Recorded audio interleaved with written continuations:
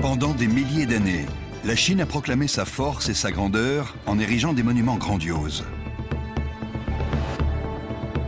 En ce début du XXIe siècle, alors qu'elle retrouve son rang sur la scène mondiale, elle réaffirme à nouveau sa puissance par l'acier et le béton, le verre et la pierre.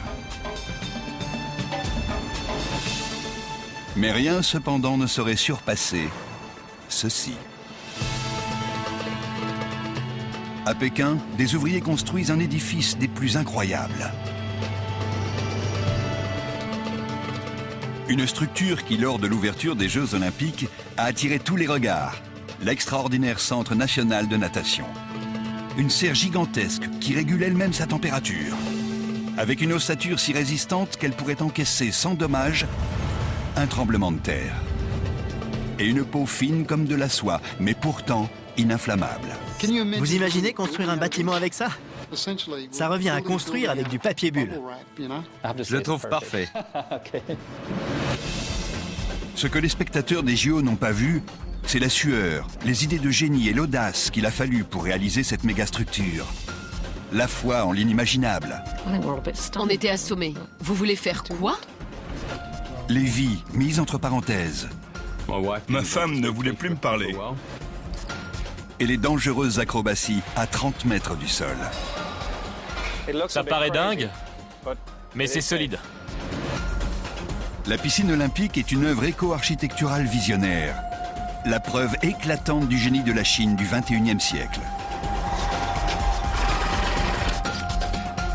C'est aussi un hommage à une équipe qui a vaincu la peur et le doute pour conquérir l'impossible.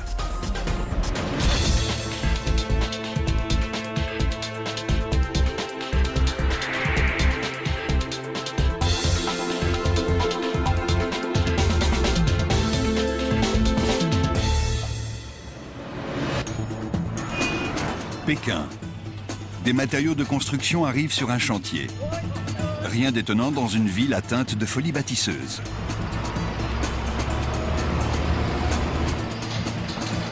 Sauf que ces matériaux et ce bâtiment sont différents.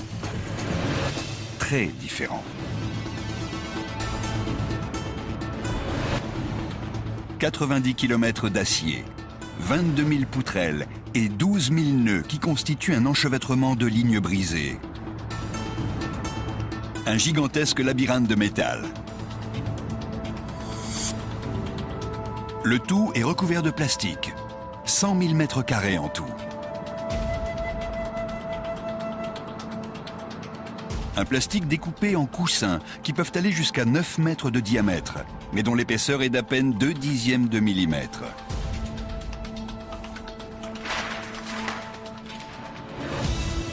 Son nom officiel est le Centre national de natation. Mais dans le monde de la méga-architecture, on le surnomme le cube d'eau. Une incroyable structure en alvéole qui semble aussi légère et fragile qu'un jouet. Ne vous y fiez pas, l'ensemble pèse 6500 tonnes, presque autant que la Tour Eiffel. Pourtant, à l'intérieur, on ne trouve que de l'air. C'est un bâtiment unique au monde. Qui donc a eu l'idée de cette construction hallucinante? Tristram Carfrae, ingénieur en chef. Les architectes John Billman, Mark Butler et Chris Bosset. Marianne Foley, ingénieur sécurité incendie. Mark Arkinstall, ingénieur structurel. Stuart Bull, modéliste informatique. Heiko Scheppers, ingénieur environnement. Et Yeong Tao, chef de projet de l'équipe chinoise de design. Tous font partie d'une Dream Team d'une centaine d'architectes et d'ingénieurs. Une équipe qui rêvait d'une mégastructure originale, stupéfiante et apparemment irréalisable.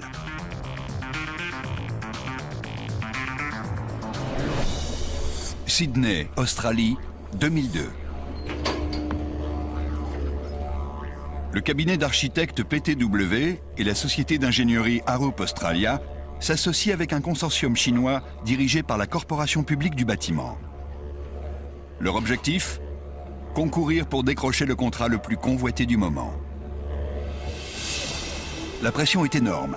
C'est une véritable course contre la montre. Sur la place Tiananmen, un chronomètre géant égrène les heures et les secondes jusqu'à l'ouverture des Jeux Olympiques d'été de 2008.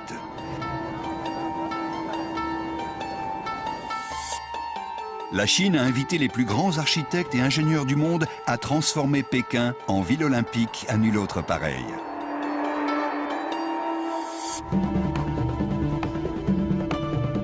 L'équipe sino-australienne s'est fixée pour mission de concevoir et réaliser le prestigieux bassin olympique.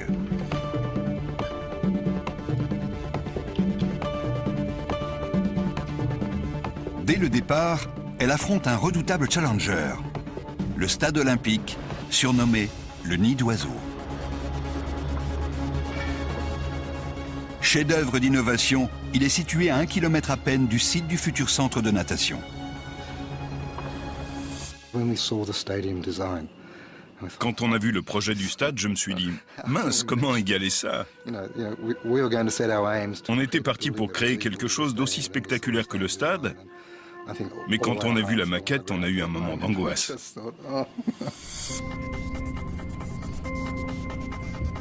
L'équipe doit présenter un projet qui sera sûr d'emporter l'adhésion du jury. Elle cherche, cherche et cherche encore. Et après 6 semaines de fausses bonnes idées, à quelques jours de l'échéance, elle trouve des bulles de savon. Malgré leur aspect aléatoire, les bulles de savon sont collées les unes aux autres selon un schéma régulier, en cellules de 12 ou 14 faces. C'est la division de l'espace la plus efficace qu'on puisse trouver dans la nature. Et si elles ont l'air fragiles, ces bulles connectées entre elles à l'infini possèdent la géométrie idéale pour une construction high-tech. Suffisamment solide pour servir de modèle à une mégastructure. 3 bulles de savon se rejoignent toujours à 120 degrés, comme une étoile à 3 branches. Le point de jonction des branches constitue un axe qui peut servir d'élément de structure. On peut poser une barre le long de cet axe. Il y a 4 axes par nœud. Si on met une articulation et qu'on y rattache 3 autres bulles, on obtient une structure. L'équipe sent qu'elle tient là un concept assez audacieux et original pour remporter le concours.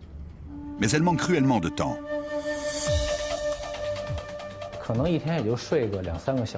Je dormais 2 ou 3 heures par jour. Je faisais une sieste quand j'étais fatigué et 1 heure après, je retournais travailler. Et c'était pareil pour tous ceux de notre équipe. On avait tous les yeux rouges comme des lapins. La pression était énorme. Quand on a tous été d'accord sur le concept du cube d'eau, on n'avait plus que 5 semaines pour préparer les plans du bâtiment. Ça a été très dur. L'étape la plus délicate est la réalisation de la maquette qui donnera au jury une vue d'ensemble de l'édifice. L'équipe ne sait même pas si la modélisation d'une structure aussi complexe est faisable en 5 semaines. On était aux abois. Il ne restait plus que 2 semaines et on ne savait pas comment on allait faire la maquette. À Melbourne, une société sera partante pour relever le défi. Il s'agit d'une entreprise spécialisée dans une technique nommée prototypage rapide. Un laser guidé par informatique sculpte le contour d'un prototype dans de la résine liquide qui se solidifie en couches successives d'à peine 1/10 de millimètre d'épaisseur. La plupart des commandes qu'il traite concernent des modèles de carafes, de tubes de dentifrice ou de casques de course automobile. En 2003, Peter Lucas, le directeur des prototypes, reçoit un appel urgent de l'équipe du cube d'eau. Ils avaient demandé à d'autres entreprises qui avaient dit non. Quand ils nous ont contactés, c'était leur dernier espoir de faire réaliser une maquette. Nous, ça nous intéressait, parce que c'était difficile et différent de ce qu'on faisait d'habitude. Quelques jours plus tard, devant la complexité de l'opération, Peter Lucas se demande s'il a eu raison d'accepter une telle commande. L'ordi n'arrêtait pas de planter. Le fichier était énorme, 20 mégas, alors que d'habitude on traite des fichiers de 2 ou 5 mégas. À un moment, on s'est même dit qu'on n'y arriverait pas. Alors on a décidé de construire le cube par section. Les architectes sont venus avec des bagages à main dans lesquels on a casé les différentes sections et ils ont repris l'avion pour Pékin. On était à quelques heures de la date limite. La maquette est déposée juste avant la clôture du concours. Pour l'équipe, une longue attente commence. S'ils perdent, ce sera un coup dur.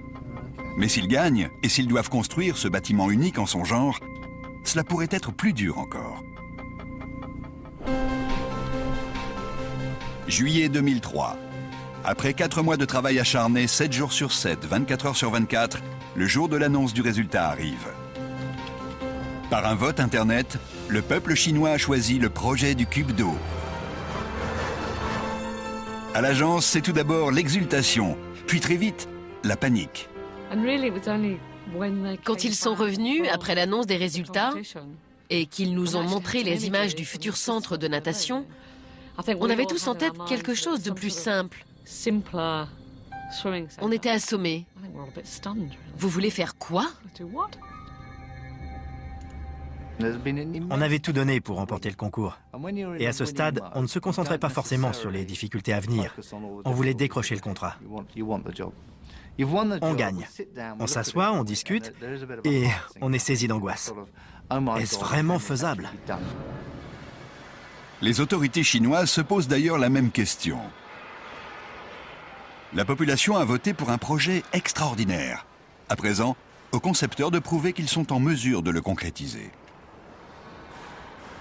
La gigantesque structure en nid d'abeille du cube d'eau comporte 22 000 barres d'acier agencées selon un schéma qui, il faut le reconnaître, semble être l'œuvre d'un esprit quelque peu dérangé. Pour le toit et les murs, 100 000 mètres carrés de bulles sont à prévoir. Celles-ci devront être faites d'un matériau assez souple et léger pour couvrir cet enchevêtrement d'acier, mais suffisamment résistant pour supporter les tempêtes de sable de Pékin, ses étés caniculaires et ses hivers polaires. Le verre, trop lourd et cassant. Le béton, un désastre esthétique. La solution retenue est un choix audacieux.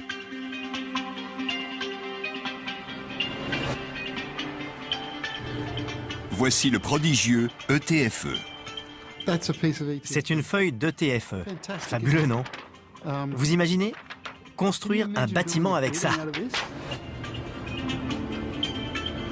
ETFE signifie éthylène tétrafluoroéthylène. Pour les chimistes, c'est un polymère fluoré. Pour nous, c'est un vulgaire plastique. Ça revient à construire avec du papier bulle. Malgré sa ressemblance avec le papier bulle, le TFE est un plastique unique. Un plastique qui a une histoire. En 1938, le chimiste américain Roy Plunkett mène pour le groupe DuPont de Nemours des expériences sur les gaz.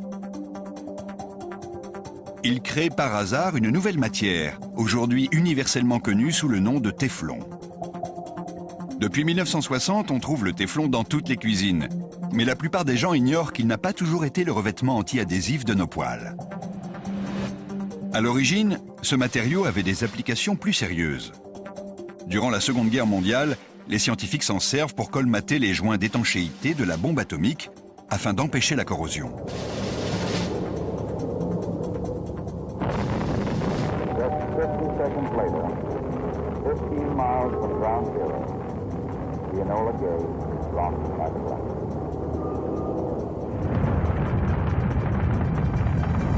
Dans les années 1970, les États-Unis envoient des fusées et des astronautes dans l'espace. Les vaisseaux et les hommes doivent être protégés des radiations cosmiques. La NASA et DuPont de Nemours modifient alors la structure chimique du téflon pour créer le TFE. Les années 1960 et 70 voient également l'essor du dôme géodésique, une construction autoportée en forme de sphère, et d'autres innovations structurelles. Architectes et ingénieurs comprennent vite le potentiel de l'ETFE. Le Le plastique miracle qui a contribué à réduire en cendres des villes entières va maintenant les transformer en paysages futuristes. Les rayons ultraviolets du soleil ne l'affectent pas. Des échantillons fabriqués il y a des dizaines d'années ont encore l'air neufs. Le TFE est 100 fois plus léger que le verre, tout en étant beaucoup plus flexible. Plus étonnant encore, sa transparence est supérieure à celle du verre et il laisse passer davantage de lumière. Enfin, c'est un isolant parfait.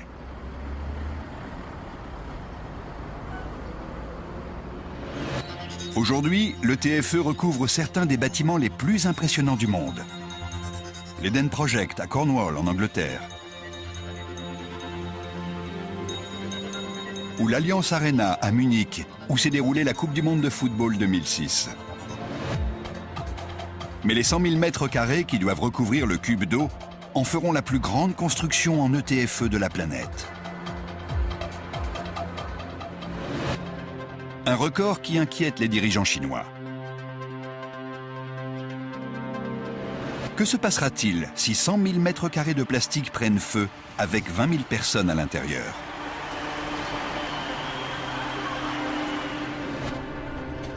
Pour obtenir le feu vert, Marianne Follet, l'ingénieure responsable de la sécurité incendie, devra monter au créneau. Mais la première personne à convaincre, c'est elle-même. Quand on m'a présenté le projet, j'ai dit « Vous plaisantez ? Un bâtiment recouvert de plastique ?» Je ne pouvais pas m'empêcher de voir des flammes immenses dévorant les parois. Une catastrophe. On sait tous ce que donne le plastique en cas d'incendie.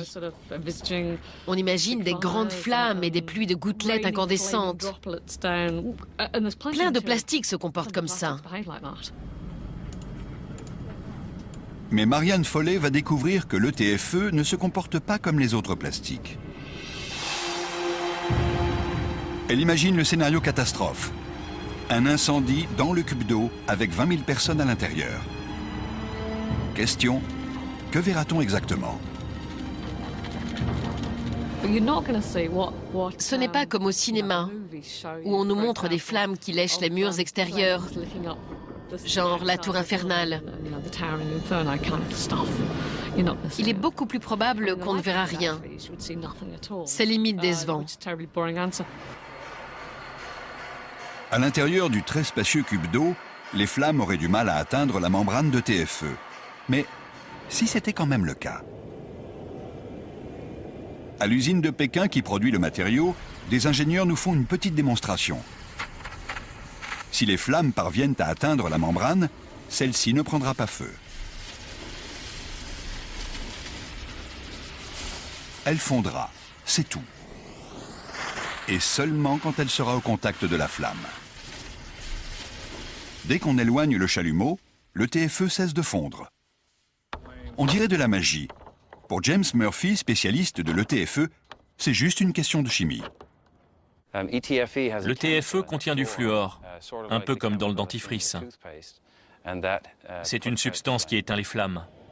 Le fluor empêche qu'il y ait assez d'oxygène pour entretenir le feu.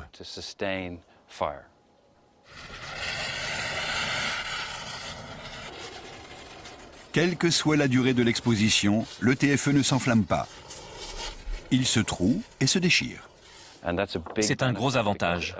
Ça permet aux gaz toxiques et à la fumée de s'échapper vers l'extérieur. Les gens ne sont pas aveuglés et peuvent sortir sans danger.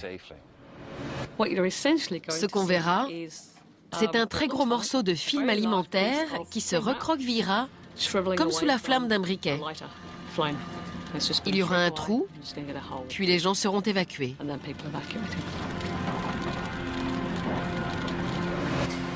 L'équipe démontre qu'en cas d'incendie, la peau du cube d'eau se ridera, puis s'évanouira dans les airs.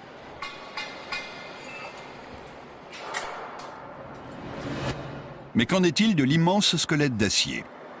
Une chaleur intense pourrait le fragiliser au point qu'il s'écroule. Les normes de sécurité chinoises prévoient que l'acier soit vaporisé avec un enduit ignifuge. Très efficace, certes, mais aussi très laid.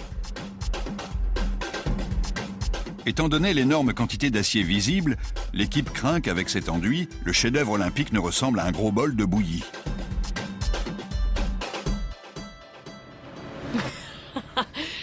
C'est un produit horrible. La simple idée de faire subir ça à cet édifice me fait rire. Hors de question. Si elle veut gagner la bataille, l'équipe doit prouver que son dédale d'acier résistera au feu. Pour les ingénieurs, les nuits deviennent encore plus courtes. Il a fallu étudier les effets du feu sur cette structure très élaborée. Je ne m'étais jamais attaqué à un tel niveau de complexité. Marianne Follet analyse soigneusement la structure du cube d'eau pour localiser les endroits les plus propices au départ de feu et les parties les plus vulnérables. Dans le même temps, son collègue, Mark Arkinstall, calcule la résistance que devra avoir l'ossature d'acier afin de résister à un incendie, même sans enduit protecteur. En tant qu'ingénieur sécurité incendie, je devais définir les types de feux possibles, leur ampleur et leur proximité avec l'acier. Et à partir de ça, je devais établir la distribution thermique, c'est-à-dire quelle température il ferait à tel ou tel endroit de l'ossature. Puis Mark a pris le relais pour déterminer les effets de ces températures extrêmes sur les éléments exposés, les points où la chaleur serait telle que ceux-ci ne soutiendraient plus leur charge, et comment le reste de la charpente réagirait à cette absence de support.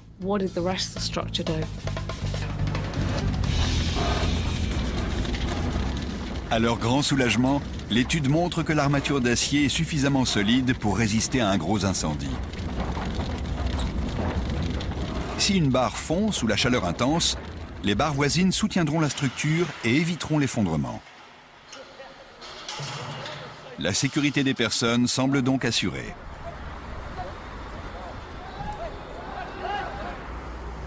Reste à satisfaire une dernière exigence en matière de protection incendie. Une exigence qui risque, elle aussi, de défigurer le bâtiment. Selon les normes chinoises, un lieu public pouvant accueillir 20 000 personnes doit avoir 200 mètres de sortie, soit quasiment l'équivalent de 2 côtés du cube. La législation impose également aux bâtiments publics des espaces délimités par des portes coupe-feu, comme les cages d'escalier menant aux issues de secours. Or, le cube d'eau ne comporte aucun espace clos. À l'intérieur, c'est un vaste volume ouvert. Les architectes retournent donc à leur planche à dessin. Ils vont devoir offrir de meilleures garanties pour convaincre les autorités.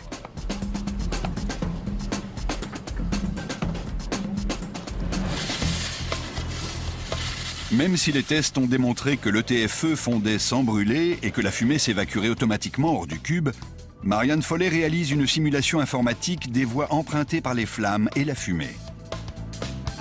Elle prévoit ensuite, le long de ces trajectoires, l'installation de gicleurs et d'extracteurs de fumée afin d'accélérer encore leur évacuation. De telles mesures rendent, d'après elle, tout à fait inutiles les portes coupe-feu et les 200 mètres linéaires d'issue de secours prévus par la législation. Les gens n'utilisent pas les issues de secours. Ils ne les aiment pas et en ont un peu peur. On préfère sortir d'un bâtiment de la même manière qu'on y est entré, ou au moins par un chemin connu. On sait comment sortir, où aller et comment ça se présente. Impressionnés par ces arguments, les autorités chinoises approuvent sans réserve les plans du cube d'eau. C'était merveilleux. Nos pairs estimaient que c'était de l'ingénierie de haut vol. Un exploit fabuleux. Ils nous soutenaient à fond. C'était une bonne nouvelle. Mais les Chinois ont un autre grand sujet d'inquiétude. La structure en alvéole est-elle adaptée à ce qui est l'une des zones sismiques les plus dangereuses de la planète?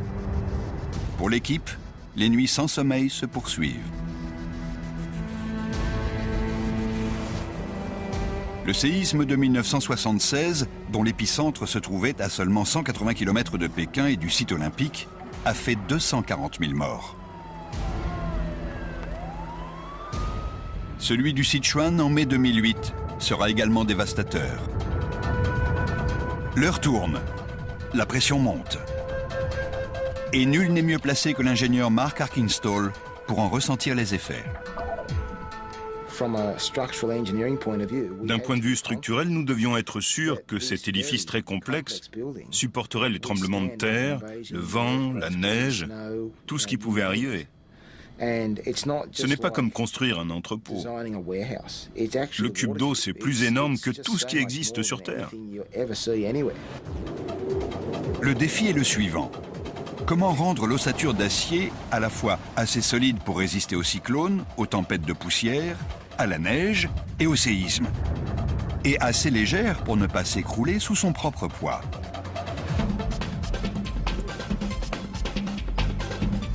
Après avoir simulé informatiquement quelques 190 scénarios différents, l'équipe prouve qu'en dépit de son apparente fragilité, le cube d'eau résistera parfaitement aux tremblements de terre.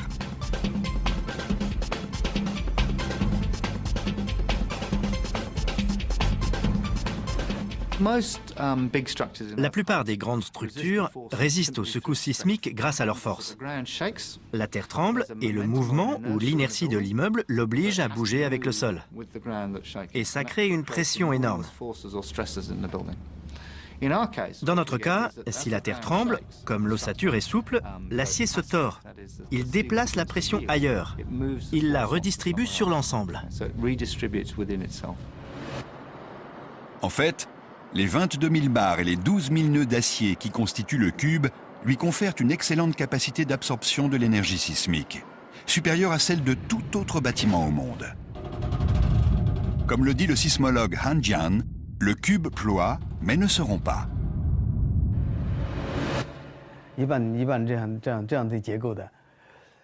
J'ai étudié des bâtiments endommagés sur des sites de tremblement de terre.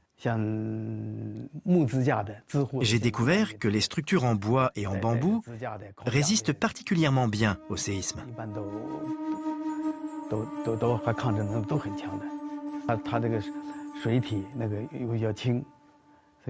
Comme les constructions en bois que j'ai examinées, le cube d'eau supporte très bien les secousses, parce qu'il est flexible.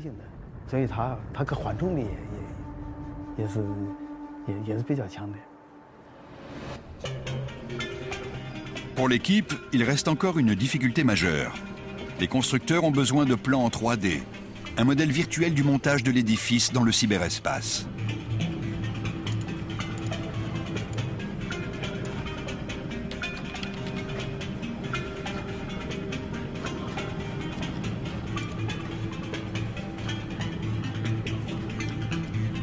C'est au tour de Stuart Bull, le modélisateur, d'entrer en piste. J'étais mort de peur. Je savais que plus on avancerait, plus ça deviendrait difficile pour moi. Stuart Bull a 7 mois pour modéliser le cube. Ça pourrait paraître beaucoup, mais pour une structure faite de 22 000 barres d'acier, ça ne l'est pas. On est stressé. On se dit, il faut que je finisse maintenant. Qu'est-ce qui ne va pas? Recommence tout, ça a marché la première fois, mais pas la deuxième. Pourquoi? On a planté des tas d'ordinateurs. Ils cessaient simplement de fonctionner. Ce n'était pas drôle. Ma femme ne voulait plus me parler. Elle m'a exilé dans la chambre d'amis en disant « Reviens quand tu auras fini ». Plusieurs mois et de nombreux ordinateurs plus tard, Stuart Bull peut enfin réintégrer sa chambre et les entrepreneurs disposent de leurs précieux plans. La phase de construction proprement dite peut commencer. Le chantier démarre en décembre 2003. Une fois les fondations coulées, les ouvriers attaquent l'assemblage des 22 000 barres d'acier. L'entreprise est colossale. La structure d'acier est très compliquée. Il y a des dizaines de milliers de barres et de joints qu'il faut assembler et positionner avec la plus grande précision. Et comme on utilisait de l'acier renforcé et pas de l'acier ordinaire, Les soudures ont été particulièrement difficiles. Mais il fallait être sûr de la qualité de ces soudures. Sinon, tout risquait de s'effondrer. La tâche était énorme.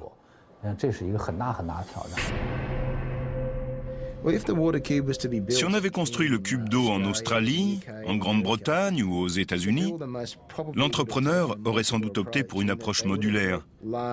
Il aurait fabriqué de grandes parties de la structure, puis les aurait assemblées. Et ensuite, il aurait procédé aux soudures des modules. En Chine, il y avait une armée de soudeurs et d'ouvriers qui travaillaient en même temps. Et la structure a littéralement jailli de terre. Ils ont monté 2 murs, puis le toit, puis l'autre côté, et c'était fait.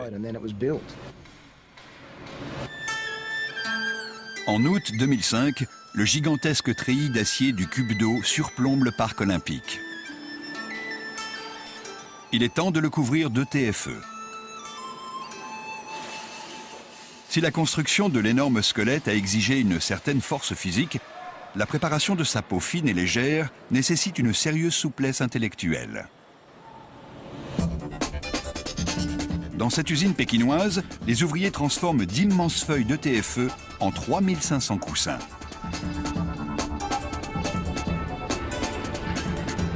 Ils ont tous été dessinés en Allemagne.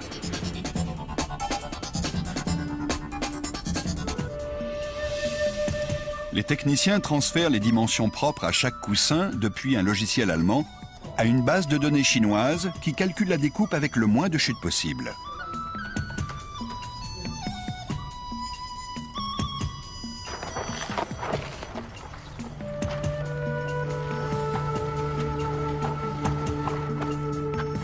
D'autres employés déroulent d'immenses feuilles de TFE sur une table aspirante géante qui les plaque sur sa surface.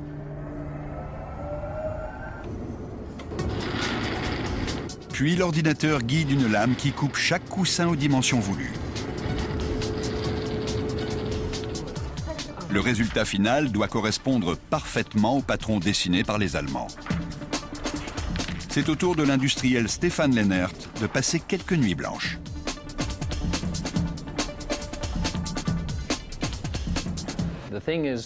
Le problème était que chaque coussin soit découpé aux dimensions précises et qu'il soit fini le jour prévu, pour que les ouvriers puissent l'insérer au bon endroit, au bon moment. Un seul défaut et plus aucun coussin n'aurait été bon. Ça aurait été un désastre technique autant que financier. Heureusement, nos logiciels sont fiables. Et tout s'est bien passé. En fait, sur 3500 coussins, il a fallu en faire juste un de plus, parce qu'on s'était trompé dans la découpe. Une fois découpé, chaque coussin doit être soigneusement identifié.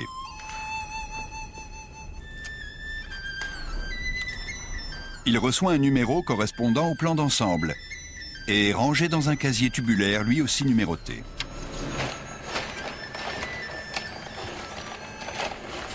Les ouvriers soudent ensuite un câble sur le pourtour de chaque coussin afin qu'il puisse être inséré dans un cadre d'aluminium.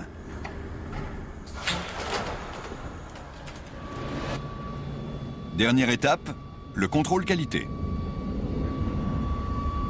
Tous les coussins sont gonflés et testés à l'usine. C'est le moment de repérer les problèmes éventuels avant la livraison au cube d'eau.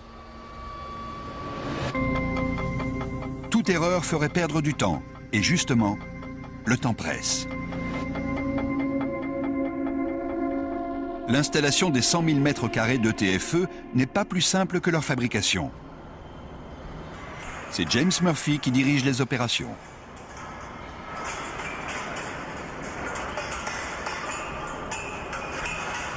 Pour mettre les coussins en place, les ouvriers doivent monter un immense échafaudage composé de milliers de tubes. On construit un échafaudage roulant et on fait un tiers de l'édifice.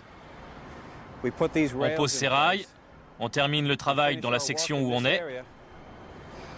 Ensuite, on fait avancer l'échafaudage sur les rails et on se mobilise sur une autre section.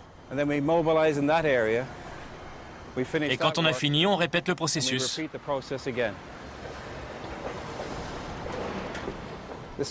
L'échafaudage est sûr.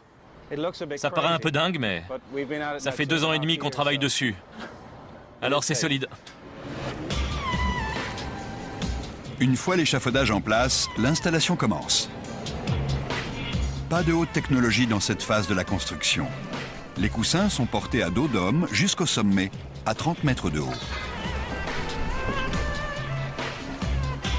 Les ouvriers sont en sueur.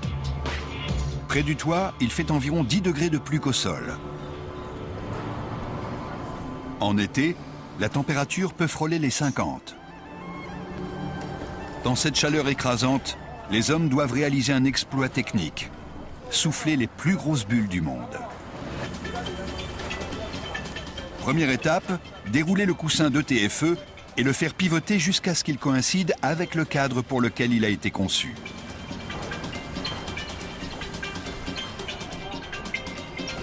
Deuxième étape, fixer le coussin dans l'armature. Une phase critique qui doit être exécutée à la perfection, car le cadre d'acier tend les coussins déjà installés en une toile gigantesque, où poids et contrepoids s'équilibrent.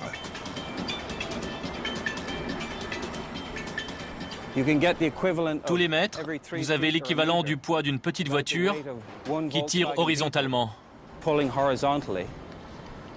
Cette force est contrebalancée par la traction de cet autre coussin sur la traverse. Ça permet de répartir les forces et c'est un système très efficace. Pour achever le cube d'eau, il leur faudra répéter ces gestes 3500 fois. Un travail de titan. Mais c'est le système de gonflage des coussins qui demande peut-être la plus grande ingéniosité écotechnologique. L'air fait partie de la structure. Le coussin n'est pas structurel sans air. C'est l'air qui fait tenir le bâtiment debout, ce qui est fondamentalement différent de toutes les autres techniques de construction actuelles. Et croyez-le ou non, comme c'est une toute petite quantité d'air, la consommation d'électricité est très basse, égale à celle de votre réfrigérateur. On gonfle donc une vaste surface pour un prix très raisonnable. Ici, à la base, il y a un gros tuyau qui s'insère dans un plus petit, et plus on monte, plus il rétrécit. C'est surtout pour économiser les matériaux et préserver l'environnement.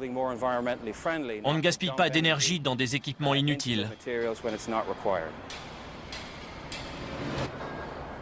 Tout de même, direz-vous, pour maintenir 3500 coussins d'air gonflés dans un édifice de 30 mètres de haut et de 70 000 mètres carrés, il faut sûrement une méga pompe très gourmande en énergie.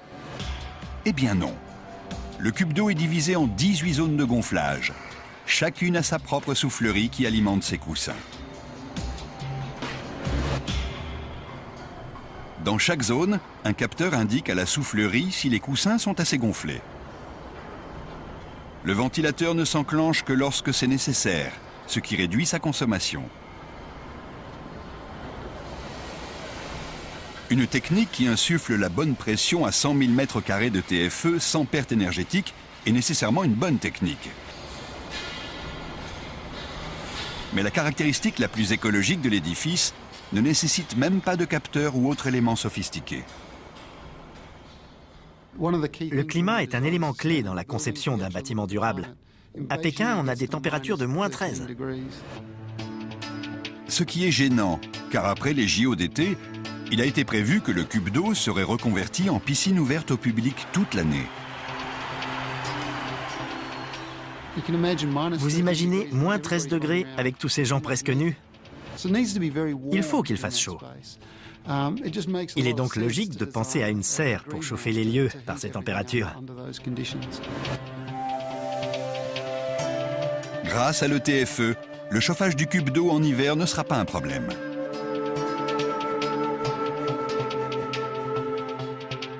Les coussins du toit sont aussi efficaces que des panneaux solaires. La membrane piège 20% du rayonnement solaire et la convertit en chaleur pour la salle et les bassins. De plus, Elle laisse pénétrer tant de lumière que les coûts d'éclairage sont réduits de plus de 50% dans certaines zones. Si nous avons utilisé des coussins transparents, c'est pour bénéficier de la lumière naturelle à l'intérieur, jusqu'assez tard dans la journée. C'est une grosse économie sur les coûts d'éclairage. Et comme le soleil chauffe également l'eau et la salle, d'après nos estimations, nous consommerons 30% d'énergie de moins que les stades conventionnels. L'effet de serre de l'ETFE fait du cube d'eau une fabuleuse construction verte, mais seulement pendant 6 mois de l'année. C'est l'été qui nous préoccupe, quand il fait 31 à Pékin. Comment être sûr qu'il ne fera pas trop chaud dans le cube? L'effet de serre qui réchauffe le cube en hiver risque d'en faire une étuve en été. Il faut trouver le moyen de le rafraîchir aussi écologiquement qu'il est chauffé sans gaspiller d'énergie. C'est là qu'interviennent les points de galvanisation. Ils ont l'air anodins, mais ne les jugez pas à leur apparence.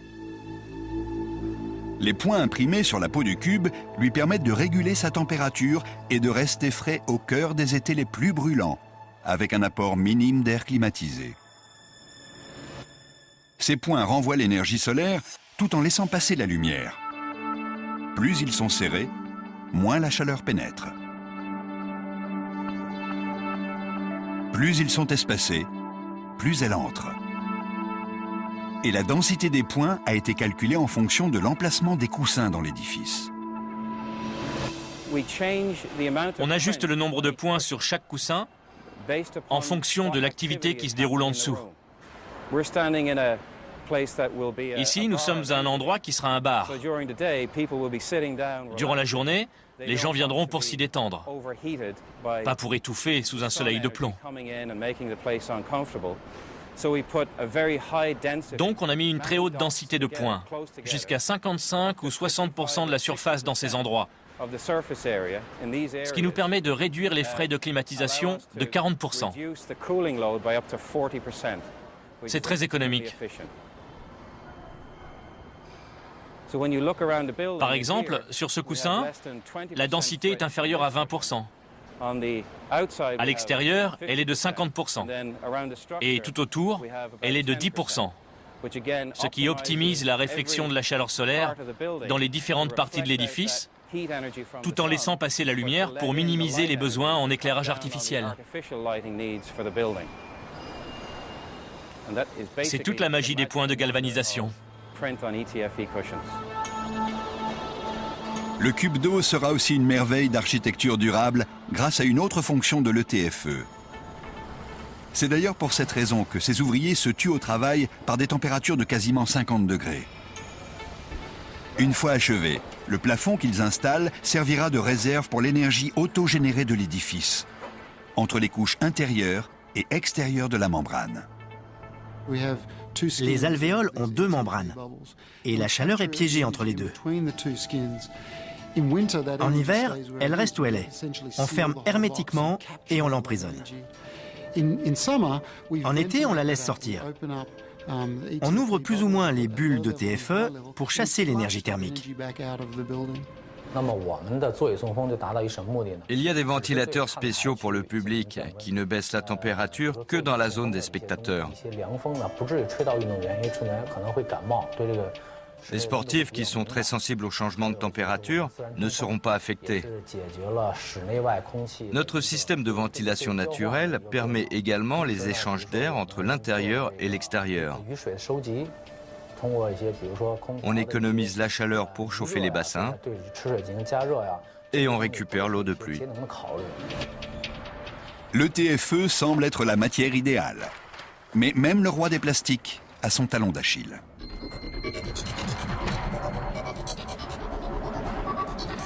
Il peut supporter des décennies de rayonnement ultraviolet, endurer le vent et la neige. Mais il est si mince qu'on peut le couper avec un couteau. Entretenir 100 000 mètres carrés de feuilles de plastique dans un environnement urbain tour à tour brûlant, glacé, humide, poussiéreux ou pollués demandent des soins et une formation particulière. La maintenance du cube d'eau est assez sportive. Mieux vaut ne pas avoir le vertige. Le fabricant de ETFE a formé une équipe de voltigeurs chinois afin d'inspecter et de réparer les coussins extérieurs.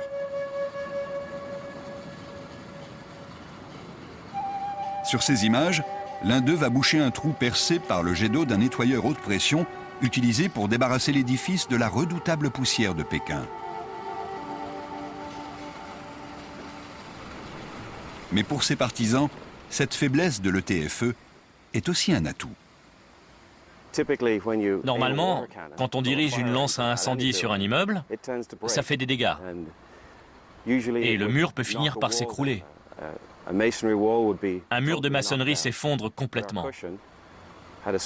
Mais notre coussin, avec son petit trou, a continué à remplir son rôle comme si de rien n'était. Pour le moment, on est juste descendu poser une rustine provisoire pour qu'il ne pleuve pas à l'intérieur. On reviendra plus tard avec un matériel plus adapté. Et au final, la réparation ne se verra même plus. Le coussin a des propriétés autorégénératrices parce qu'il est sous pression. C'est le grand avantage de l'ETFE, pouvoir faire ces petites retouches sans que les activités du cube soient interrompues. Si c'était du verre ou un autre matériau, il faudrait remplacer tout le panneau. Ce serait une opération de grande envergure. Été 2007. À l'intérieur, les ouvriers installent et gonflent les derniers coussins. À l'extérieur, les murs et le toit sont achevés. Le monde commence à comprendre le tour de force que représente le Centre national de natation. Aucun de nous n'aurait abandonné ce projet, même si certains pensaient en privé que c'était trop dur ou trop ambitieux. Tout le monde voulait aller au bout de ce qu'on croyait impossible au début. Franchement, je ne sais toujours pas comment on a fait. C'était tellement extraordinaire. Facilité ne rime pas avec architecture. La Chine peut être fière de sa toute dernière merveille.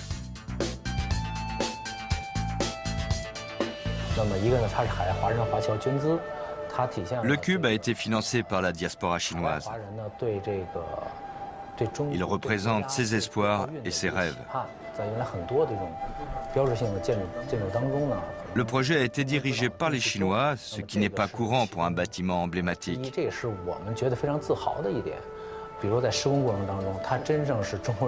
Il a été entièrement construit par des Chinois et réalisé grâce à nos innovations. Il y a de quoi être fier.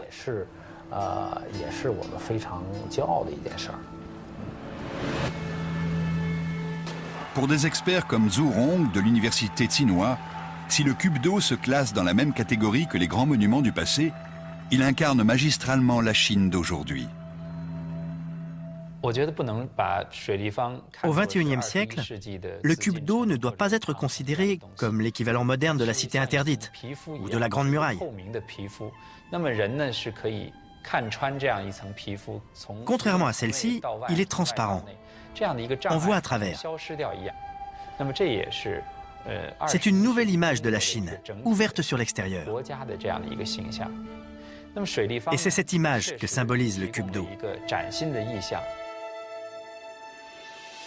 Je le trouve parfait.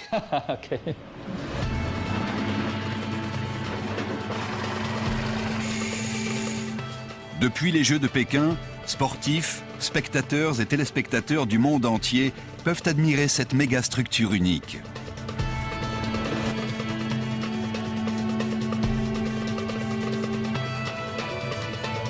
Et tous ceux qui l'ont imaginé et n'ont pas ménagé leur peine pour transformer le rêve en réalité peuvent enfin profiter d'un repos bien mérité.